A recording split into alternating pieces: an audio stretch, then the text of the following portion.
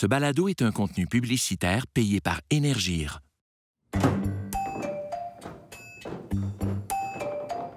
Voyons, t'as mis ta maison à une entrée pour le gaz. C'est pas bien bon pour l'environnement, ça, hein? Voyons. Ben voyons, c'est où, là? Il me semble que je l'avais laissé là. Attends. Bon, voilà. OK. Test. 1, 2. 1, 2, test.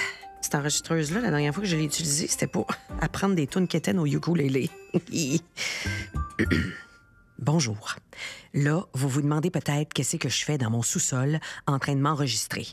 C'est que, avant d'être une actrice, animatrice, improvisatrice et ukuléleuse hors pair, j'étais ce qu'on appelle une enquêtrice du dimanche. Un chat disparu, j'enquête. Qui dans le voisinage trie mal son recyclage? J'enquête.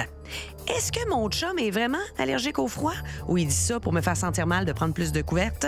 J'enquête. Je croyais avoir pris ma retraite d'enquêtrice de loisirs. Veux pas, tu sais, je vieillis, puis les émissions sont de plus en plus captivantes, donc ça me réenligne les priorités, mettons. Je sors de ma retraite parce que quelque chose est venu piquer ma curiosité. Hier, pendant un apéro vino avec mon amie Nathalie, elle a aperçu le petit logo Énergir sur le devant de ma nouvelle maison. Vu qu'elle se gêne pas pour me faire sentir nouille, elle m'a lancé un bon... Tammy, ta maison a une entrée au gaz?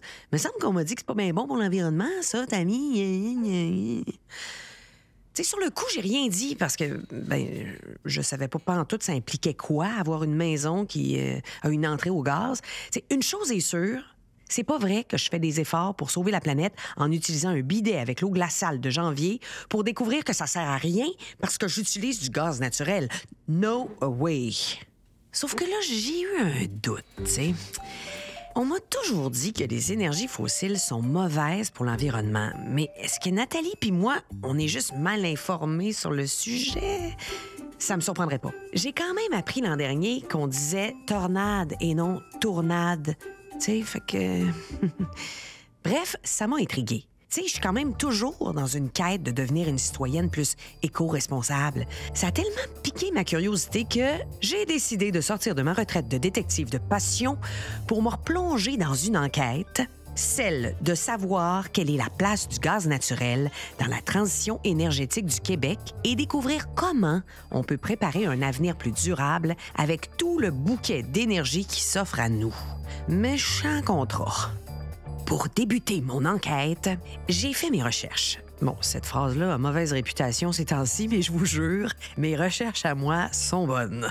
J'ai découvert qu'au Québec, on essaye de décarboner. Ça, j'ai googlé ça, puis c'est un gros mot pour dire finalement qu'on tente de réduire progressivement notre consommation d'énergie émettrice de gaz à effet de serre. Puis là, je sais qu'il y en a plein qui se disent... Oui, mais Tammy, ici, on a de l'hydroélectricité. Aïe, moi, j'ai déjà visité un barrage en vacances, puis je le sais que ça produit presque pas de gaz à effet de serre. Bla, bla, bla, bla, bla, bla, bla. Oui, moi aussi, j'ai des doutes. C'est pour ça que je me suis rendue au bureau de M. Pierre-Olivier Pinault, professeur titulaire à HEC et chaire de gestion du secteur de l'énergie, pour lui poser des questions. Pourquoi, au Québec, même si on utilise beaucoup l'hydroélectricité, on a encore besoin d'un réseau gazier? On a besoin d'un réseau gazier pour différentes raisons. Il est là. Premièrement, il a déjà été construit et il nous rend de grands services. Il amène énormément d'énergie pour produire de la chaleur dans les bâtiments québécois, dans les industries québécoises. Ouais. Et on en a besoin à l'avenir parce qu'on ne pourra pas tout miser sur l'électricité pour la décarbonation du Québec. On aura besoin d'avoir des alternatives. Et c'est pour ça que le gaz naturel fossile, même s'il faut s'en débarrasser, parce qu'on va vouloir se débarrasser de tout ce qui est les énergies fossiles, le pétrole, le gaz naturel, mais le réseau de gaz naturel, il est là, il est déjà payé en grande partie, et il peut encore livrer différents types de produits gazeux, du gaz naturel renouvelable dans un premier temps, et après peut-être d'autres types de gaz naturel, d'autres types de gaz renouvelables, et ça va être très utile pour justement être complémentaire à l'électricité dans nos besoins énergétiques. Vous avez l'air pas mal convaincu de ça. C'est les analyses qu'on peut faire quand on regarde tous les plans internationaux pour la décarbonation. Il y a personne qui dit c'est seulement l'électricité. L'électricité doit être centrale. Elle est déjà centrale à nos besoins énergétiques, mais on aura besoin de compléments autour de l'électricité, du gaz naturel renouvelable, des biocarburants pour différents usages qui vont être importants de satisfaire. Qu'est-ce que c'est des biocarburants? Les biocarburants, en fait, le gaz naturel renouvelable, on peut le considérer comme un des biocarburants. C'est une grande famille. C'est tout ce qui vient de la matière organique, c'est-à-dire des résidus alimentaires, des résidus agricoles. L'industrie agroalimentaire, quand elle fait des yogourts, par exemple, elle a certains sous-produits qui ne sont pas utilisés ou même des yogourts passés de date. Tout ça, ça peut être réutilisé pour faire des carburants. Soit des carburants liquides comme de l'éthanol ou du biodiesel, ou alors des carburants gazeux comme le gaz naturel renouvelable. Bon, si on veut maximiser là, puis bénéficier de toutes ces sources d'énergie-là, il va falloir quand même planifier un peu plus intelligemment au Québec notre consommation énergétique. Vous êtes d'accord avec ça? Oui. C'est quoi la place d'entreprises privées comme Énergir, par exemple, pour alléger la charge du réseau électrique? Alors, il faut mieux planifier. La première chose à faire en planification, c'est réduire sa consommation d'énergie. Au Québec, on est des très gros consommateurs d'énergie, pas plus que les Américains ou les Canadiens, mais on est en Amérique du Nord et on consomme 4 fois plus d'énergie par personne que l'humain moyen sur Terre. Ah, oui, hein? Et presque 2 fois plus que les Européens. Alors, on peut faire des gains d'efficacité, c'est la première chose à planifier. Mais donc, il faut réduire, mais une fois qu'on a réduit, il faut aussi penser diversité autour de l'électricité.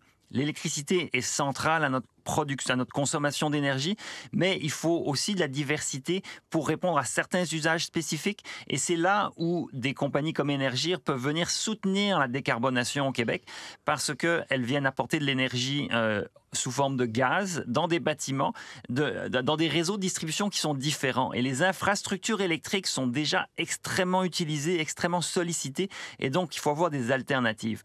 Et Énergir, elle aide beaucoup au niveau de la livraison d'énergie, elle aide beaucoup au niveau de l'efficacité énergétique et du développement d'alternatives comme la géothermie, des réseaux de chaleur. C'est aussi des choses qu'il faut développer et qui sont en dehors de ce que Hydro-Québec fait. Dans ma tête, on est vraiment bien servi avec l'hydroélectricité. Mais quand je vous entends, je me demande, est-ce qu'au Québec, on réussit quand même à utiliser de nouvelles sources d'énergie? Est-ce que c'est aussi accessible qu'on le pense? Alors, c'est très accessible. Le soleil, il est très accessible. On en reçoit tous les jours.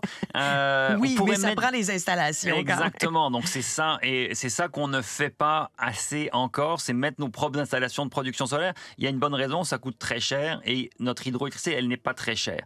Mais on a développé beaucoup d'éoliens au Québec. Et ça, c'est une bonne chose ces dernières années. Et on continue d'en rajouter. Et on développe aussi de plus en plus donc, ces biocarburants et le gaz naturel renouvelable en particulier. C'est ça qui a augmenté au Québec ces 5-10 dernières années et qui va continuer d'augmenter les 10 prochaines années parce qu'on a encore beaucoup de matière organique. C'est tous les déchets alimentaires, des résidus forestiers, des résidus de l'industrie agroalimentaire qu'on peut transformer en gaz. Et ça permet de valoriser ces rebuts organiques, d'en extraire de l'énergie.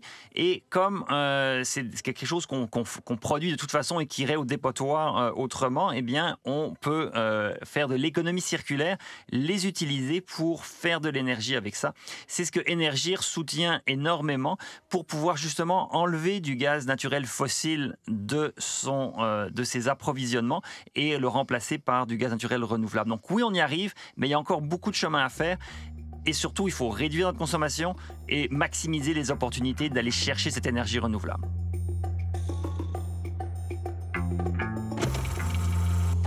Surtout, il faut réduire notre consommation et maximiser les opportunités d'aller chercher cette énergie renouvelable. L'affaire, c'est que plus j'apprends des choses, plus je me pose des questions. Même après mon entrevue avec M. Pinault, je me demande encore si les efforts que fait Énergir ont un vrai impact positif sur notre empreinte carbone collective et sur l'avenir énergétique. Bon, j'avais pas le choix de pousser mon enquête encore un peu plus loin. Et pour ça, j'ai appelé... J'avais son nom quelque part. Ah oui, Monsieur André Bellil. Écoutez bien ça. Lui, il est président cofondateur de l'Association québécoise de lutte contre la pollution atmosphérique et il est aussi auteur. Eh bien, lui, il va pouvoir m'aider à en apprendre plus sur les solutions qui s'offrent à nous quand on parle d'énergie et de problèmes environnementaux. là, je suis pas peu fière. J'y ai demandé de venir faire une randonnée en forêt avec moi. Je veux dire, j'ai pas fait de formation de détective privé, là, mais j'ai vu assez de films d'intrigue pour savoir que les meilleures réponses sortent quand nos interlocuteurs sont à l'aise. Un écologiste, tu sais, il doit bien aimer ça, lui, respirer l'air frais de la montagne. C'est parti!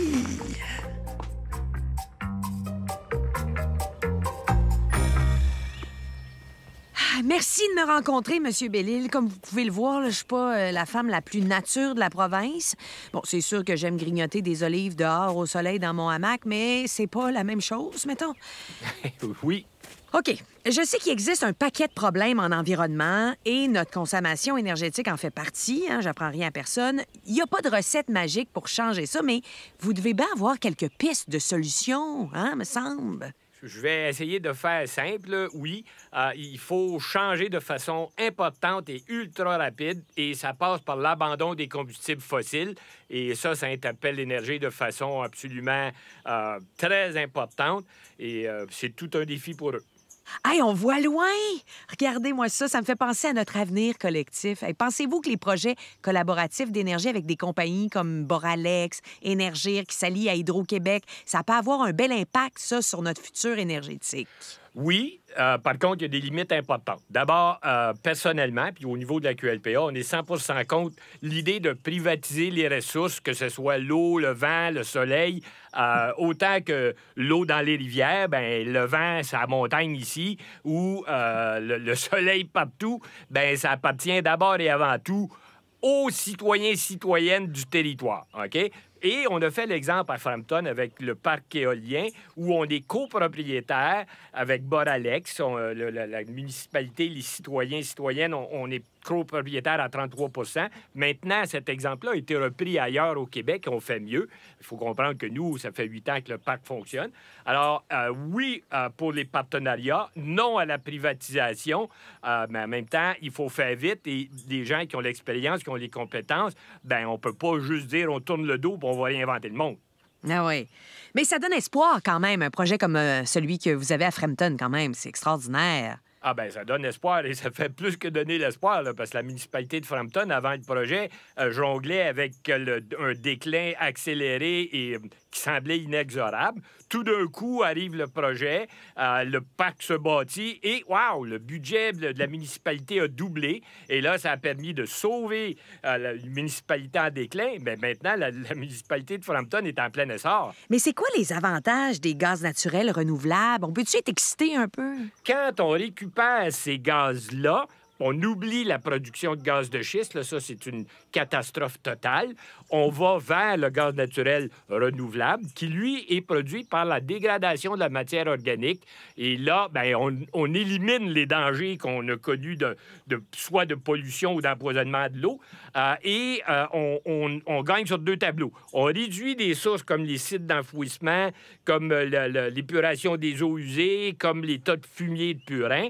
Et on réduit aussi en éliminant des utilisations de coke, de pétrole, de propane, de gaz fossile. Donc, on gagne sur deux tableaux et c'est absolument génial.